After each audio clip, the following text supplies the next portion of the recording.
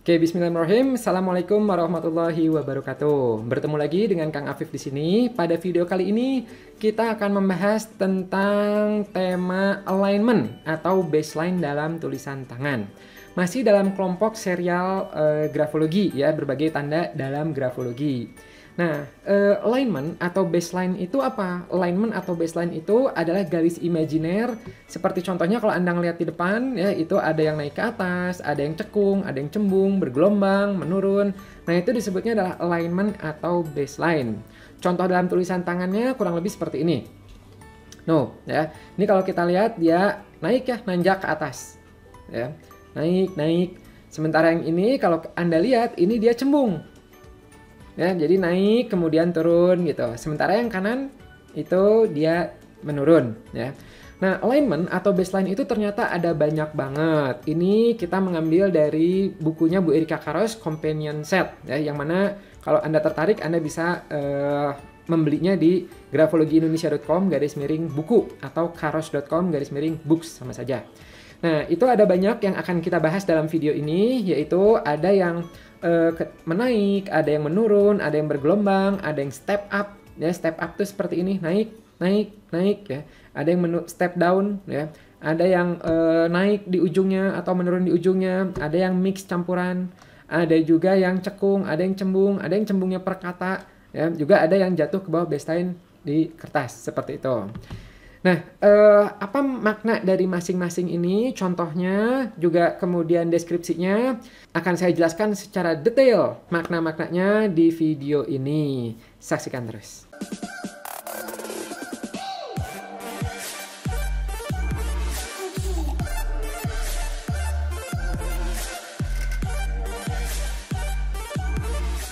Oke, kita mulai tentang bahasan alignment atau baseline yang pertama, yaitu adalah baseline atau alignment yang rata lurus. Ya.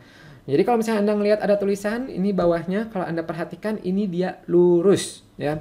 Nah, lurus di sini kita tidak membahas naik, menurun, tidak. Yang penting lurus atau rata atau straight. Ya. Nanti kebalikannya adalah bergelombang. Ya, gitu. Jadi kita belum bahas yang naik, menurun, belum. Kita baru lihat apakah baseline-nya secara umum lurus atau bergelombang. Nah, lurus ya, konsisten ya, straight itu menjadi salah satu indikator memiliki kontrol emosi yang baik. Ya, penulis dapat diandalkan secara emosi, nggak berubah-ubah. Ya. Kemudian emosinya juga cukup terkontrol, konsisten, logik, dan stabil dalam mencapai tujuannya. Karena tidak mudah tergoyahkan dari emosinya, ya, tidak tergantung mood. Beda kebalikannya dengan yang tulisannya itu bergelombang. Nah, kalau Anda lihat di sini, ya, nih, ini ekstrim ya, kalau ini ekstrim, line are extreme ya, variable, ini bergelombang banget. Ini yang di bawahnya ini juga ini termasuk bergelombang. Jadi garis imajiner kalau Anda lihat di bawahnya itu seperti ini, naik, turun, naik ya gitu. Nah, ini juga nih kalau Anda perhatikan ya. Ini ya, ini saya coba besarkan ya. Nah, ya. Nah, ini naik, turun, naik ya. Golfnya juga kelihatannya turun, naik gitu. Nah, itu dia termasuk bergelombang. Apa arti dari bergelombang? Bergelombang ini emosinya mudah berubah atau bergejolak. Suka juga disebut moody, ya, moody. Jadi kurang mampu mengontrol dan mempertahankan kondisi emotionsnya, mudah berubah-ubah. Ya. Kalau misalnya tulisannya masih pada anak-anak, ya, pada anak-anak, remaja, itu ditemukan seperti ini itu wajar. Ya, karena mereka memang masih moody, kontrol emosinya masih kurang, seperti itu. Tapi kalau ditemukan pada, misalnya pada tulisan Anda nih, Anda umurnya udah 25 tahun, udah 35 tahun, atau 40 tahun lebih, ya, ditemukan masih bergelombang seperti ini, berarti tandanya Anda awet muda, ya, masih remaja berarti, ya gitu. Nah, berarti kematangan emosinya harus dilatih, ya, latih kontrol emotionsnya. Oke, kita lanjutkan. Berikutnya ada alignment yang naik, baseline-nya naik. Nah, ya, jadi naiknya ini bisa straight dan naik, bisa bergelombang dan naik ya gitu. Jadi kalau tadi straight dan bergelombang maknanya itu adalah berhubungan sama emotions. Nah, sekarang naik ini ya, ini kalau Anda lihat ya contohnya ini jelas banget ya, ini naik ke atas, naik gitu. Ini suka disebutnya adalah tanda optimism, optimis. Optimis biasanya penulisnya itu memiliki pandangan optimis dan cenderung untuk melihat sisi terang dari suatu situasi atau peristiwa. Memiliki harapan pada dirinya sendiri, menilai positif terhadap dirinya sendiri. fokus pada hal-hal positif yang terjadi, dan biasanya juga ini menunjukkan ambisi, semangat, dan antusias ya. Enak kalau ketemu sama orang-orang yang optimis tuh bawaannya jadi kebawa-bawa ikut semangat ya gitu. Jadi mikirnya tuh apapun yang terjadi itu positive thinking terus, biasanya ngelihat sisi positifnya. Kayak contoh sekarang nih, wah PSBB nih, wah ada pandemi COVID ya gitu, harus di rumah terus. Nah, orang yang optimis tuh biasanya melihat peluang, bisa melihat sisi terang dari apapun itu ya. Beda nanti dengan yang pesimis. Nah, tadi di sini dijelaskan bahwa pada tulisan cepat menunjukkan semangat, antusias, dan ketekunan. Sebenarnya pada tulisan lambat pun menunjukkan hal yang serupa, makna yang serupa, yaitu menunjukkan optimis, ya, semangat, ambisi, antusias, ketekunan. Namun terhambat oleh hambatan mental atau fisiknya. Jadi biasanya ini saling berkaitan. Orang yang optimis itu biasanya aktivitas gerakannya pun relatif lebih cepat. Ya, Anda bayangkan aja lagi semangat ya, wah semangat nih, biasanya nulisnya pun itu akan cepat, aktivitasnya pun cepat. Tapi ketika dia itu semangat tapi dia lambat, maka maknanya ini ya, jadi optimis, semangat, ambisius, tapi apa ya, secara tempo tubuhnya tuh tidak terlalu mengikuti secara optimal ya. Nah, ada catatan tambahan pada tulisan lambat ya, tulisan yang naik ke atas dapat juga disebabkan karena posisi menulisnya. Bila disebabkan karena ini, maka tidak ada makna grafologinya. Maksudnya gini, kadang-kadang, makanya ini salah satunya disarankan memang perlu diobservasi ya. Atau kalau misalnya bisa juga disebabkan karena fotokopi atau scan. Jadi kadang-kadang tulisannya itu lurus, tapi karena di fotokopi atau di scan-nya itu naruhnya miring, jadinya kelihatannya kayak naik atau kayak menurun ya. Makanya kita perlu lihat sisinya seperti apa ya. Nah, kadang nulis juga, misal ya, kalau Anda perhatikan, nulis dengan posisi duduk di meja yang nyaman, dengan ketika posisi berdiri, atau dengan ketika posisi tiduran tuh kadang-kadang suka berbeda penempatan kertas dan cara menulisnya. Nah, normalnya untuk tes grafologi itu menulisnya dengan posisi yang menurut dia paling nyaman ya. Jadi silahkan duduk nyaman ya, kalau udah silahkan nulis. Nah gitu ya. Oke, kita lanjutkan. Berikutnya adalah kebalikan dari naik, yaitu menurun. Contohnya seperti ini, Anda bisa melihat ya, contoh di depan ya. Ini dia menurun, ini dia menurun ya, ini menurun gitu. Nah, yang menurun ini suka disebutnya tanda pesimis ya, tanda grafologinya suka disebut tanda pesimis. Penulis cenderung memandang sisi negatif dari suatu hal atau peristiwa. Terkadang mengharapkan kejadian negatif yang terjadi. Pesimis menghambat penulis untuk berkembang dan bersifat fleksibel. Cenderung berkata, wah kayaknya nggak bisa deh, aduh susah nih ya. Bisa sih tapi aduh seandainya aja ya, mungkin gitu, dan lain-lain ya. Jadi orang pesimis itu biasanya cenderung banyak mengeluh, ngelihat sisi tidak bisanya.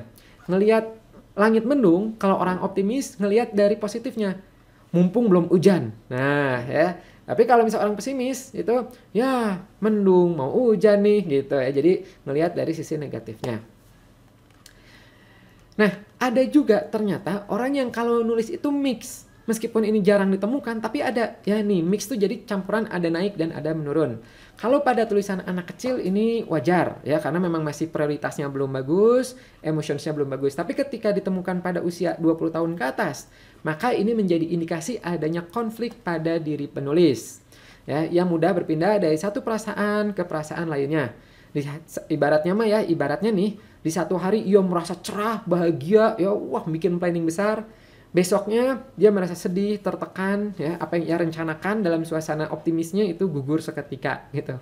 Ya, jadi berubah gitu. Kontrolnya dia masih kurang. Oke, ada juga yang namanya step up. Apa itu step up? Step up tuh seperti ini ya. Ini jarang ditemukan ya secara konsisten di seluruh tulisan, melainkan muncul secara sporadik di beberapa area teks. Sporadik itu jadi ketika tulisan ya ada di sini, nanti muncul lagi di sini, muncul lagi di sini.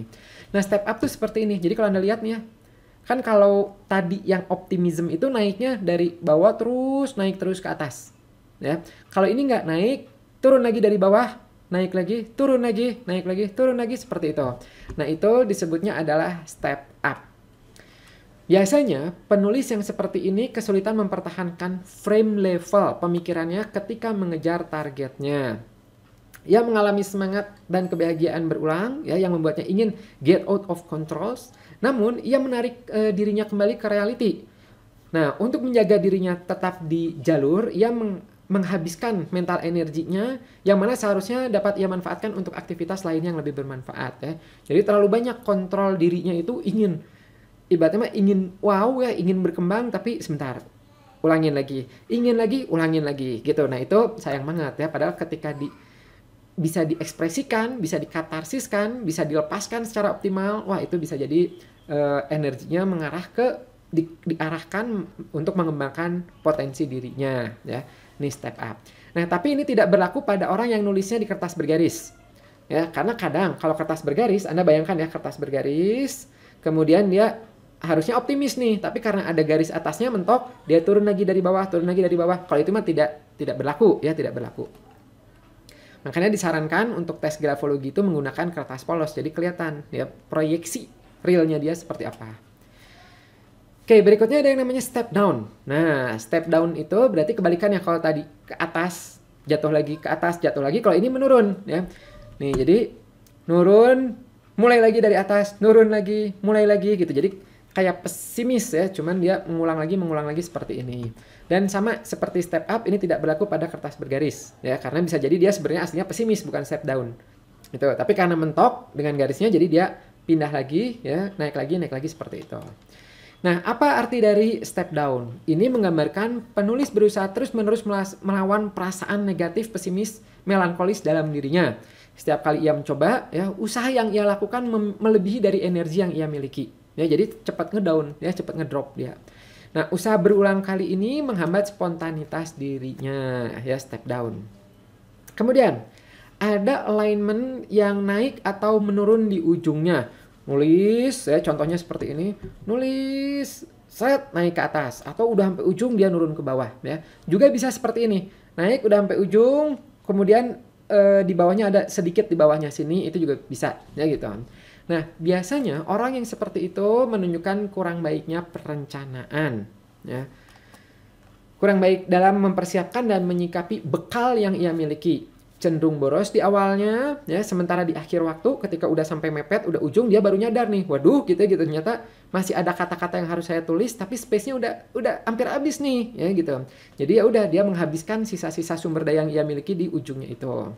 Gitu. Nah, memang kalau dalam tulisan anak-anak itu masih wajar ditemukan, ya anak-anak kadang masih belum pemanfaatan ruangnya dia belum optimal. Tapi kalau ditemukannya pada usia-usia Anda gitu. Emang Anda usia berapa? Ya 20 tahun ke atas kayaknya yang nonton di sini. Itu semakin banyak ditemukan ini semakin menunjukkan kurang baiknya perencanaan. Suka apa ya? Menghabiskan waktu di awal-awal, ya ibaratnya mah kayak santai-santai, berleha-leha di awal, ya di ujung-ujungnya baru panik di ujung gitu. Dan itu tidak disadari, ya gitu. Nah, itu tanda-tanda seperti ini. Kita lanjutkan, berikutnya ada yang namanya cembung. Nah, nih ya cembung. Kita cembung yang per baris dulu, abis ini cembung yang per kata. Nih contohnya ya, ini cembung. Cembung gitu, cembung. Nah, tapi khusus untuk cembung, ya, khusus untuk cembung ini Anda perlu observasi dulu penulisnya. Ya, apakah dia matanya silindris atau tidak? Karena kalau matanya silindris, ya itu umum normal ditemukan seperti ini ya, jadi dia menurut dia itu lurus ya gitu, cuman karena memang gangguan karena fisiknya membuat dia jadinya cembung ya. Tapi kalau silindrisnya memang udah pakai kacamata ya udah berarti harusnya normal lagi ya gitu. Nah, sehingga kalau memang dia silindris maka ya udah abaikan aja, nggak usah diinterpretasikan kalau dia cembung atau cekung ya. Tapi kalau dia normal nih atau silindrisnya udah pakai kacamata kemudian ditemukan seperti ini, nah itu biasanya menggambarkan semangat di awal, kayak optimis, semangat. Ya. Nah, tapi penulis ini dia kurang mampu menjaga konsistensi semangatnya tersebut, sehingga akhirnya mudah ngedown. Ya. Penulis memulai sesuatu dengan antusias dan semangat, namun cenderung tidak bertahan lama, optimis dan semangatnya berkurang, gitu. Ya. Nanti biasanya semangat kembali ketika mulai lagi, ya semangat, ya kemudian berkurang lagi. Kalau dulu waktu saya SD, teman-teman suka nyebutnya itu hangat-hangat tai ayam, ya gitu. Jadi ketika di awalnya itu hangat ya, tapi udah gitu cepat sekali dia mudarnya ya. Nah, berikutnya ada yang cembungnya itu per kata Nah, kalau tadi per baris, ini per kata. Nah, maknanya sebenarnya serupa dengan yang tadi, yang sebelumnya, ya. Namun, optimisnya itu lebih cepat menghilangnya dibandingkan yang tadi. Jadi, karena pola cembung ini terjadi dalam kata-kata, bukan pada baris, ya, maka perubahan suasana hati penulisnya terjadi dalam waktu periode yang singkat. Berarti, ia mudah kehilangan antusiasmenya beberapa kali sebelum tugasnya selesai. Wah, kesian juga ya gitu. Jadi ibaratnya ada tugas nih kayak gitu. Wah, naik turun, naik turun, naik turun, naik turun seperti itu. Ya, itu yang cembung per kata.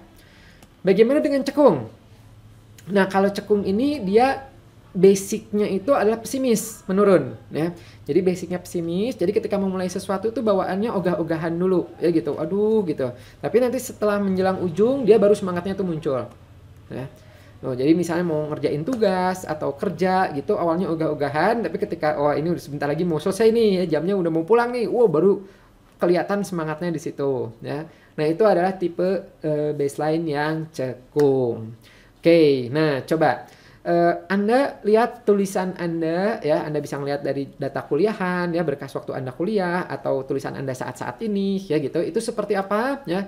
Anda boleh sharing di bawah ini. Juga kalau misalnya Anda punya materi, wah kayaknya materi ini seru nih untuk dibahas ya. Silakan Anda komen aja di bawah ya. Komen-komen itu suka saya baca ya, sehingga bisa jadi nanti insya Allah kalau misalnya pas kita jadikan videonya dan bahasannya. Oke, terima kasih. Sampai sini materinya. Sampai jumpa di video berikutnya. Untuk materi serial grafologi ini, insya Allah itu diuploadnya setiap hari Jumat. Jadi, sekali lagi bagi Anda yang belum subscribe, jangan lupa pencet tombol subscribe-nya dan pencet loncengnya, supaya nanti video-video berikutnya Anda akan dapat pertama notifikasinya. Bye-bye.